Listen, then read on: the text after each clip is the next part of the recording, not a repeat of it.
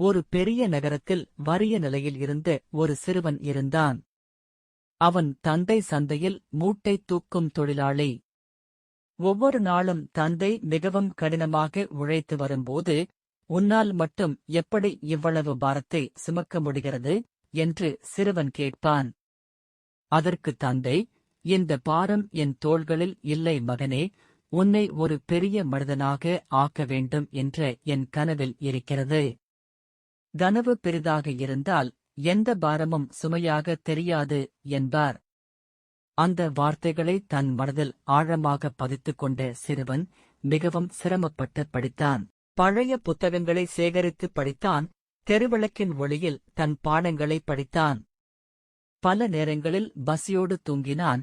ஆனால் தன் தந்தையின் கனவை மட்டும் மறக்கவில்லை. ஆண்டுகள் கடந்தன. அந்த சிறுவன் மிகச்சிறந்த மதிப்பெண்களுடன் தேறி ஒரு பெரிய நிறுவனத்தில் உயர் அதிகாரியாக பணியில் சேர்ந்தான். வேலையில் சேர்ந்த முதல் நாள் தன் தந்தையை அதே சந்தைக்கு அழைத்துச் சென்றான். அங்கே தந்தை தூக்கிக் கொண்டிருந்த மூட்டையைத்தான் வாங்கிக் கொண்டு சொன்னான், "அப்பா, இத்தனை காலம் என் கனவுக்காக நீங்கள் பாரத்தைச் சுமந்தீர்கள். இப்போது என் கனவு நனவாகிவிட்டது. இனி உங்கள் பாரத்தை நான் சுமக்கிறேன்."